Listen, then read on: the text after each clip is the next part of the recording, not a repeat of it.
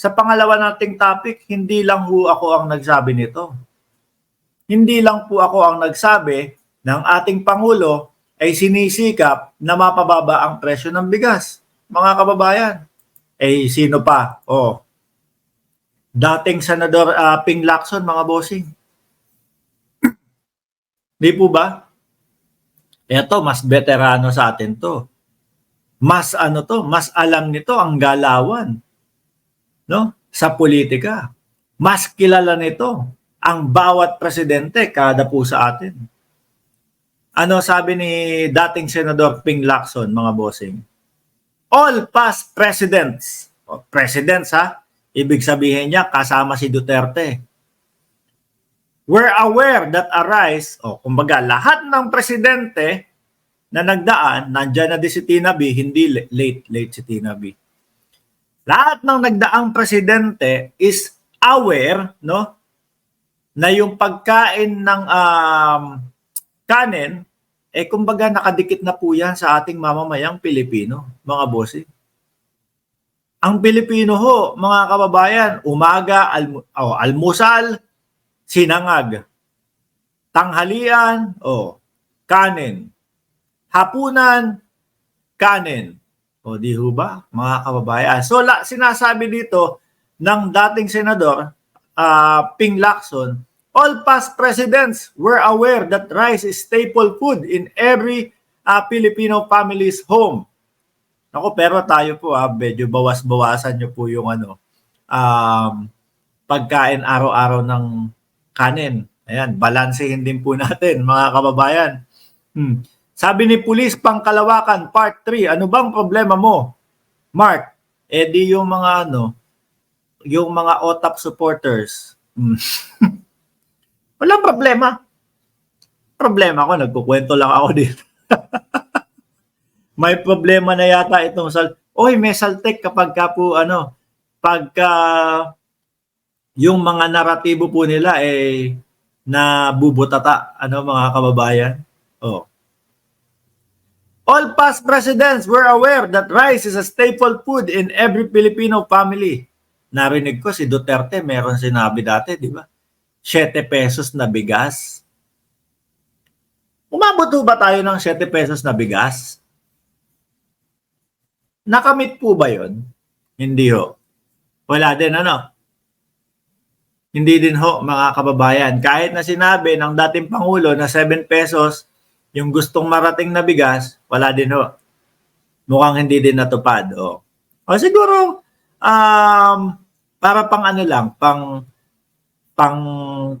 pagtawag atensyon sa Pilipino, gawin ko 7 pesos ang bigas. Kung hindi naman ho natupad at natapos yung termino, wala din yung bilang yun. Be it in an opulent dining room of the rich or on the improvised dining table of the poor, PBBM is the only president I know who is actually doing his darn best to make it affordable to all, which is nakikita naman po natin, mga kababayan, na sinisikap ng ating Pangulo. Ngayon po, may mabibili sa araw ng Biyernes, Sabado, Linggo, na 29 pesos, mga bossing. Hindi ho yung 20 pesos na ipinipilit ng mga OTAP supporters na ipinangako yung 20 pesos na yan Pero ang pagkakarinig ho natin, mga kababayan, pangarap ko na maging 20 pesos ang bigas. Iba sa kanila, mga bossing. Ewan ko kung santambak yung totoli nila sa sa tenga, kung bakit ganon. Pero yan, sige. Pangarap ng Pangulo, 29 na tayo ngayon. So ngayon, ang tinatrabaho from Biyernes, Sabado, Linggo, makamit naman yung araw-araw pwede nang bumili ng 29 pesos na bigas. So susunod na mga panahon, mga bossing, magagawa ng paraan ulit na bumaba na naman ulit, mga kababayan. Di ho ba? Hindi kagaya nung 7 pesos na bigas. Tapos ang titigas pa ng mga muka ng mga OTAP supporters na kesyo daw ho, mga kababayan. Hindi makamit ni PBBM yung 20 pesos na bigas. Ilang panahon pa lang ho nakaupo ang presidente, dalawa ho. Pero ayan, may 29 na nakahain na para sa mamamayang Pilipino. Limitado pa lang, pero yung sinasabi nga ng dating Senador Trillanes, mga kababayan, ginagawa niya yung pinaka-the best niya para maging affordable sa bawat Pilipino. O, di ho ba, mga kababayan? Sabi ni Amelia Carpo, may nagsabi na October dadakpin si Digong ng ICC. Magbigas muna po tayo. Di ba? Magbigas po muna tayo. O ano? Tapos mga bossing, pag yan naabot ng Pangulo, umabot sa 20 pesos, iba na naman po yung mga naratibo niyan. Tingnan nyo na lang po yung ginawa nila doon sa Pulboron video. Medyo mga nakataas, nakatingalapang ganun mayayabang. Mayayabang. Nung inilabas yung Pulboron video, hindi nila akalain. No? Hindi ho nila akalain, mga kababayan, na magbubumerang sa kanila. Tingnan mo, sino ang napapahiya ngayon?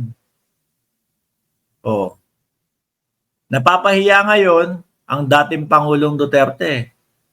Kumakalat sa labas ng bansa na, kumbaga, trying hard siyang maagaw ulit yung pagka-presidente. Napansin o ang akala ng mga nasa labas si dating Pangulong Duterte ang isa sa naglabas. Bakit hindi ho iisipin yun, mga kababayan? Sila ho ang magkakasama sa maisog. Saan inilabas? Sa Mautog. Sino ang pinaka-pinuno ng Mautog? Meron ka pa bang ibang iisipin kung sino ang pinuno nun? Ang dating presidente. Siya yung active dun . Di ho ba, mga kababayan? Sabi ni Ma'am Lorelai Diazaner, nakalimutan din itong mga obob na Digong supporter. Ang Kadiwa Store sa buong Pilipinas, murang bilihin, di makita. Tulong, yan nga ho yung mga bulag. Edgardo Uraga, 369 likers. Boss, Chief Amo Sir, good evening sa inyong lahat. PBBM, sakalam. Okay na yung 20 pesos na bigas ninyo. Naku po. Ngayon naman, ano sabi dito? Nasaan ba yun? Sabi ni Esther de los Santos, maawa kayo sa mga magsasaka, kamo Sir Mark. Yes, yung 29 pesos, Sir Mark, ginawa lang ng paraan ng presidente para sa mga mahihirap na mamamayan. Ewan ko po ba dyan mga yan? Ang napapansin ko tuloy, mga bossing, wag naman masasaktan ng inyong mga damdamin, mga OTAP supporters, no? Ang napapansin ko kasi sa inyo, parang kapag lumagpas ng 20 pesos na bigas, tunganga na kayo. Wala na kayong lamon. Yun ang pansin ko sa kanila, mga bossing No? Hanap ng 20 pesos na, asa na yung 20 pesos na bigas? Isipin mo tuloy, siguro itong mga ito, kapag lumagpas ng 20 pesos yung bigas, hindi nakakain. Meron po bang 20 pesos na bigas ngayon? Wala pa naman din po. Ayoko naman sabihin na parang patay gutom kayo doon sa 20 pesos na bigas. Naniniwala naman ako na kaya nyong ma-afford yung kahit na 40 pesos na bigas. Di ho ba? Syempre, para po sa kanila, mga kababayan, hanapin natin yung 20 pesos na bigas para kunyari walang ginagawa ang Pangulo. Ma'am Kawamura Dayanara, gusto ng mga OTAP libre lahat sagutin ng gobyerno. Dun sila sa North Korea. May paayuda dun araw-araw. Yun nga lang, nasa lugar sila ng mga komunista. O di ho ba, mga bossing? Eh, total naman, mga bossing, gustong-gusto nila yung mga ganyan, paayuda o sagot ng gobyerno yung mga ngangatain nila. O,